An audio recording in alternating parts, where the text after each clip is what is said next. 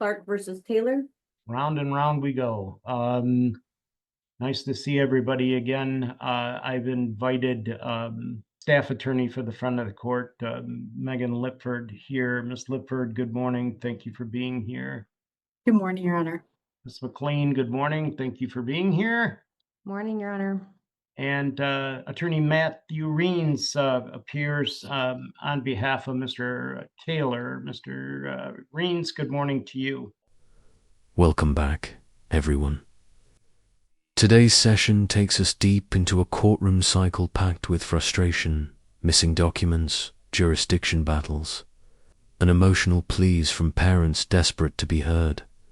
We've got attorneys scrambling to reconstruct incomes, disputed custody, 0 overnight visits, brand new motions, and even a late session twist involving a disputed paternity claim.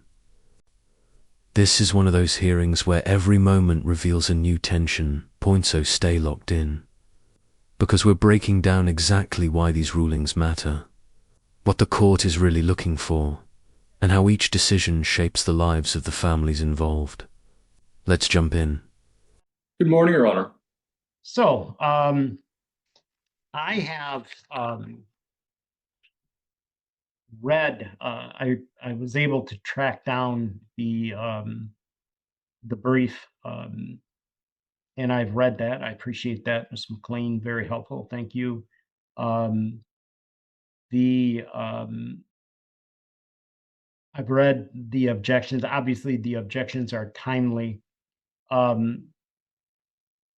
Mr. Reens, this has really been a case of trying to get all the information from your client. It's been extremely frustrating from everybody on down to and including Mr. Baker from the front of the court. Anything in that regard you can tell me before I hear from Ms. McLean? I can, Your Honor. After having been retained by Mr. Taylor, I asked him to provide to me documentation verifying his sources of income.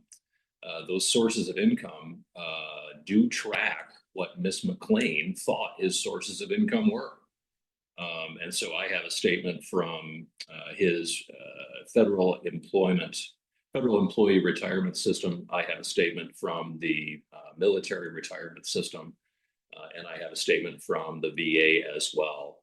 Ms. McLean's ideas of his amounts of income that were stated in her objection were almost spot on, but for VA, which is about $200 higher each month. So I have... Okay. Pause here because what just happened is actually a big deal. Mr. Taylor's attorney finally produced the income documents the court has been requesting for months. And if you've been following courtroom cases like this, you know. Failing to provide financial records is one of the fastest ways to raise red flags with judges and with the friend of the court. Notice how both attorneys acknowledge the frustration. That's because child support calculations can't move forward without verified income sources. And here, the inheritance appears to push his total income even higher than his previous employment. Income WIT means the support recalculation may not go the way he was hoping. Question for you all watching. Do you think the delay was intentional or just bad communication? Drop your thoughts below. All of that information. I also have information showing the amount and when he received his inheritance.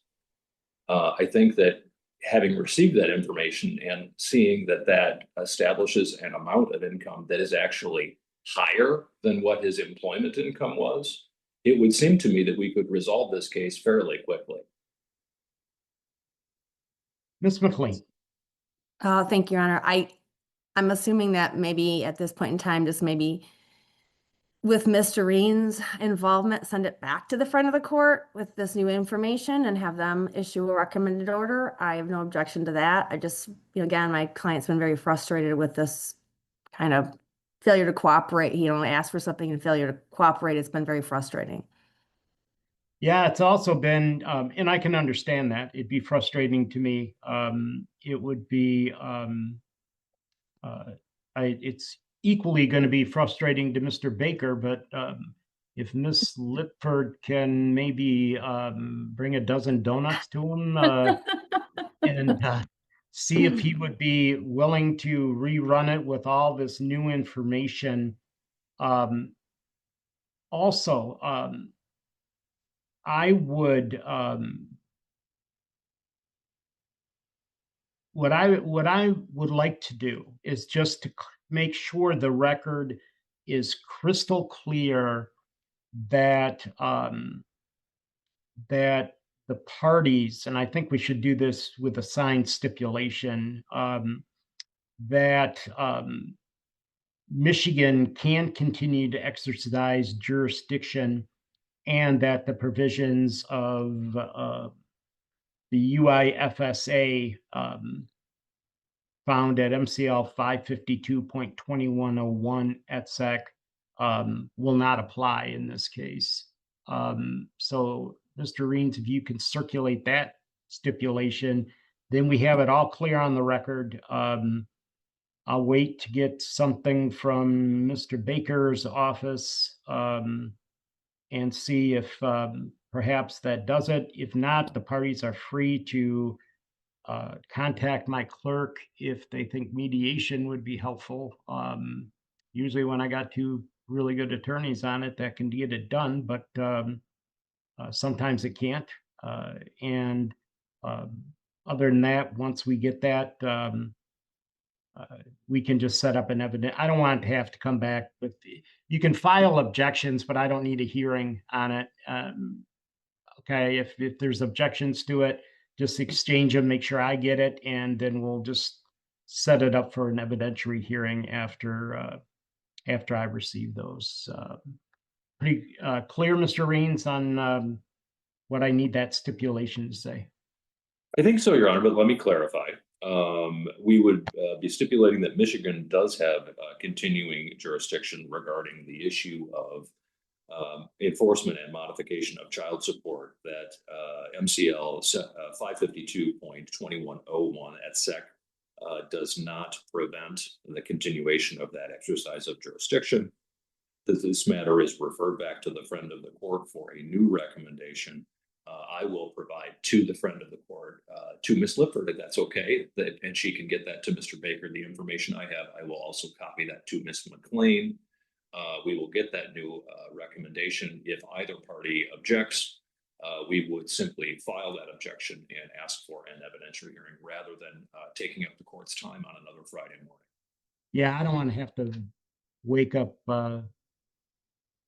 Ms. Clark at 0500 hours all the time, or Mr. Taylor. Ms. McLean, anything further? No, thank you. I'm assuming Mr. Reams is going to draft that and send it to me. I will do so. Okay, thank you so much. Thank you, Your Honor. Have a great day. Perfect. You too. Thank you all very much, and thank you for your service as always. Yeah, Come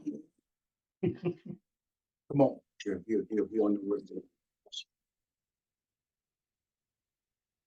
I'm usually good for about one of those every motion cycle that someone just kind of hollers in when they jump on. So let me see if I can't restore some dignity here.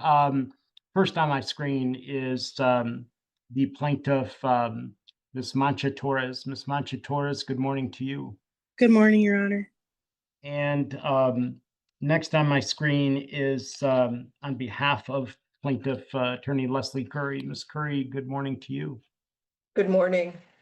And finally, last but certainly not least, the defendant in this motion, Robert Durham. Mr. Durham, good morning. good morning. I have read your motion.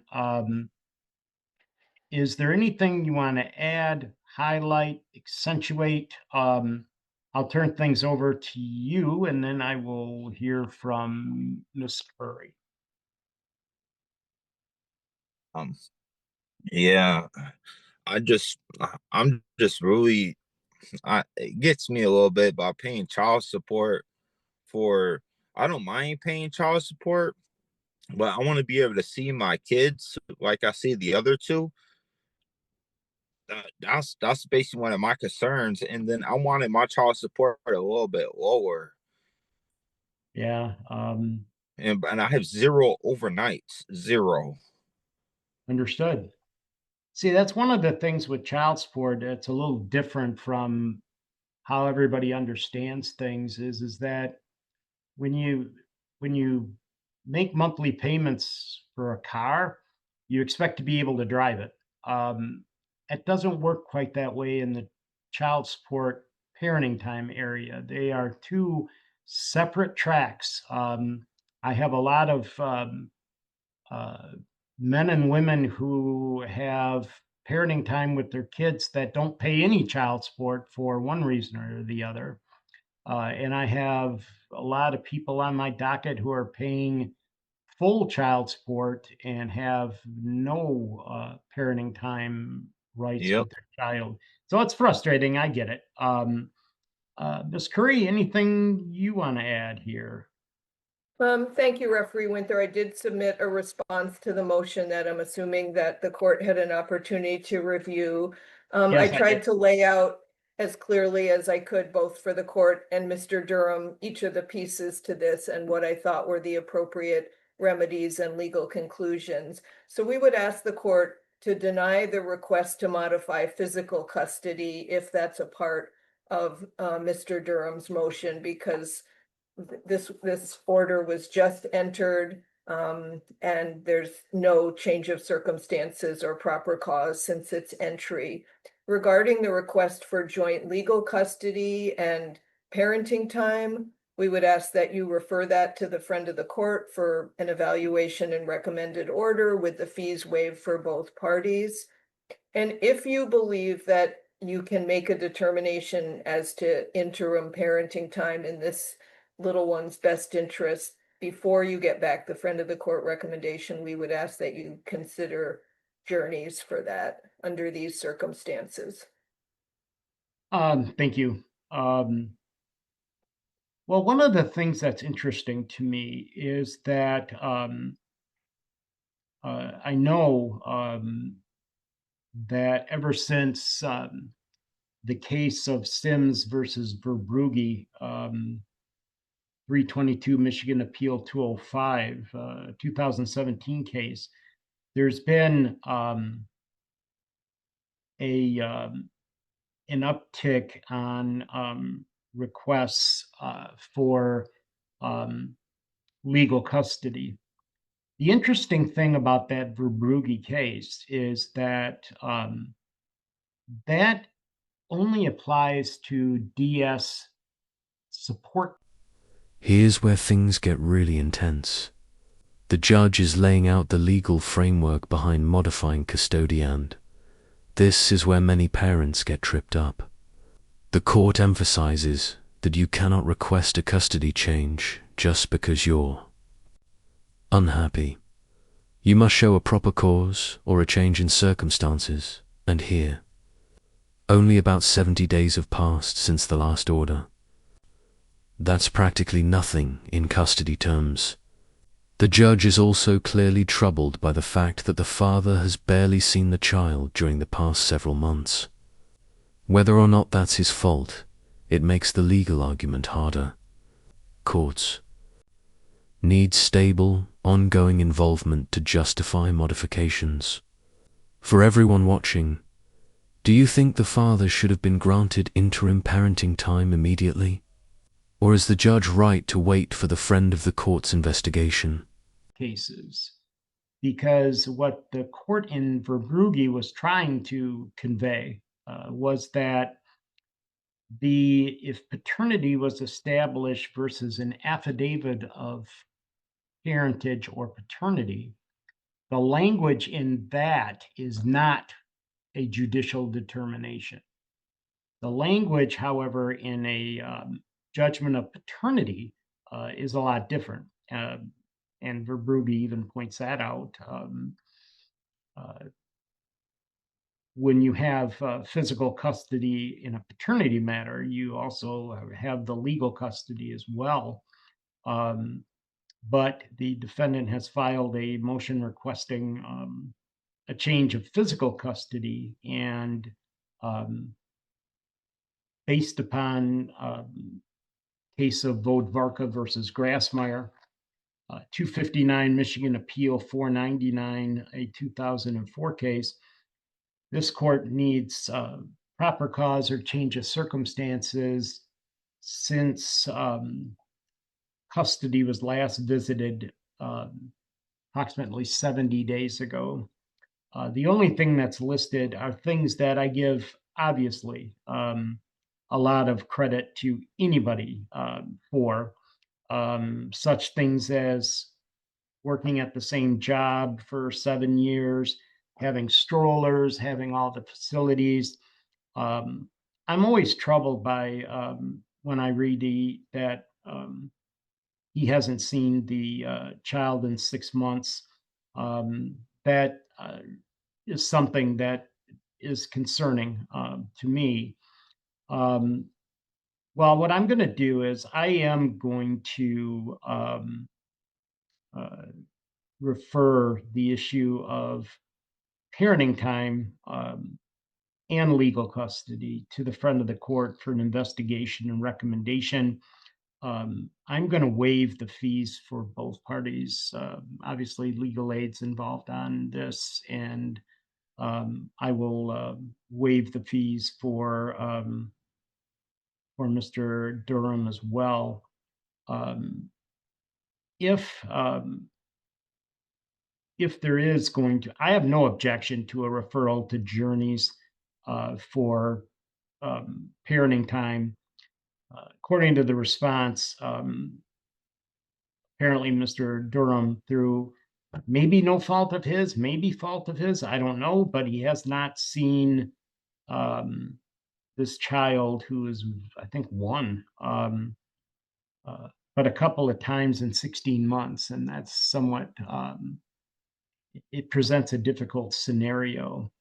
I think what I'm going to do, though, Ms. Curry, is I'm going to defer that to a motion by Mr. Durham. If he wishes to have interim parenting time, he can file that with me. I don't have enough facts about the nature of his contact. I think that needs to be ferreted out, why it's only been that way.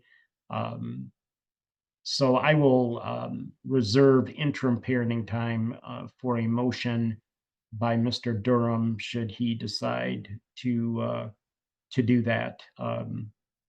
So you'll both be hearing from the front of the court. Make sure they have your correct addresses, that type of thing, because things will start happening fairly quick. Things get complicated from here on out, Mr. Durham. So if you feel that you can adequately represent your own interests, you may do that. But a lot of people find that they cannot. And if you are thinking about retaining counsel, you should probably do that pretty quick. Ms. Curry, anything else I can do for you? Only referee Winther to remind Mr. Durham if he files a new motion that he should send me a copy. I filed a new appearance this time to clarify my representation. This motion was obviously more than 21 days after the last one was filed, but he did not get a copy to me. Instead, he sent it to my client. So I would just like the court to remind him that from this point going forward, he should send anything he files to me. Yeah, that's Mr. Durham. That's what I was referring to about things getting more complicated. The court rules require that since Ms. Curry is representing Ms. Mancha Torres, that you can't even serve Ms. Mancha Torres with anything. You have to serve those documents to Ms. Curry directly. And if you fill out a subsequent motion to do that, you should do that, or must do that according to the court rules, to her directly. Anything further, Ms. Curry? No, I'm assuming that the court will do the referral order to the friend of the court, and then would you like me to do the other order? You can. I don't know what you mean as far as I guess making just sure you you're. ordered, you were reserving Yeah, you the can do that. question of interim parenting time. I don't think there's much for me to put in that order, but if you would like an order, I can do so. I think I should, and plus, that would also reiterate the contact information you have so that Mr. Durham knows exactly where to send that. Mr. Durham, anything else? No. All right, you both are all set with me. Ms. Curry, always a pleasure. Thank you. And we're adjourned. You'll hear from the front of the court shortly. Make sure they got all your right information, okay? They don't forward mail. So hopefully we can get this figured out. Thank you very much. All right, you are Kelly Vanderveen. Yes. Good morning again. You and I have met before. I know that. We have. Good morning. In another setting, right? Correct. So, is Randall Vanderveen or anybody on his behalf present in the virtual courtroom? I don't see him. I see Mr. Is it pronounced Coppin or Copen? Happen. Coppin. Mr. Coppin, good morning to you. Good morning. So, I have, let me tell you what I know, and then we'll hear from the parties. Parties were divorced by consent judgment of divorce dated July 26th of 2023. The presumed father, I got to give everybody their titles.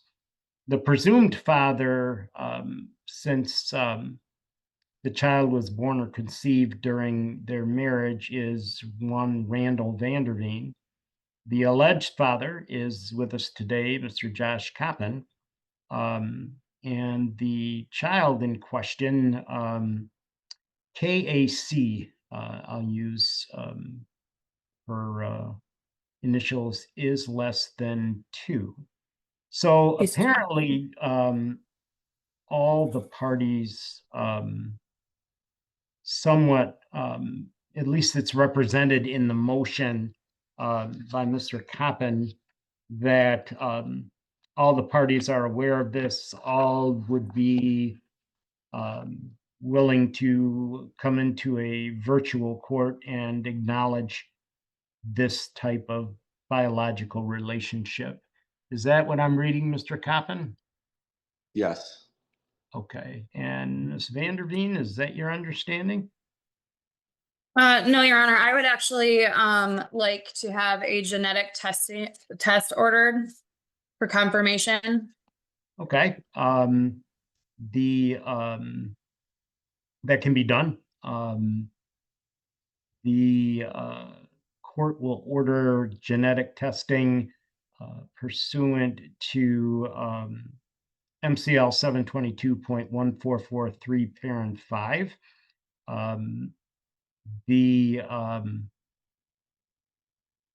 You would have to prepare an order for that, Ms. Vanderveen. That would be at they'll help you with that at the Legal Assistance Center. They will prepare or help you prepare that order, and it has to be sent to me. I will sign that, and we will see once the genetic test results come in where we go from there. Okay? Sounds good. Mr. Coppin, any questions for me?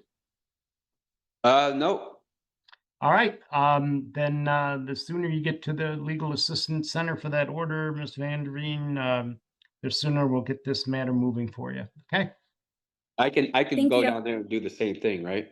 You can. Okay, perfect. Okay. If you want to do that, that's fine, Mr. Coppin. Oh, absolutely. What a session. We saw 3 very different cases unfold. A child support dispute hinging on missing financial documents. A custody and parenting time request, where legal standards for modification play a major role. And finally, a paternity matter requiring genetic verification before any legal fatherhood determination can move forward. Across all three, the court emphasized due process, verified information, and proper legal procedure, because in family court, every decision has long-lasting impacts on children and parents alike. If you found this breakdown helpful or eye-opening, don't forget to hit that like button, share your thoughts in the comments, and subscribe for more real-time courtroom analysis, legal insights, and dramatic case breakdowns. Your support helps us continue bringing these stories to life. Okay, then Thank you. you can do that and make sure I get a copy of it, and we'll, or because I have to sign the original, and then we'll get this matter moving. Perfect. Thank you. Thank you. Thank you.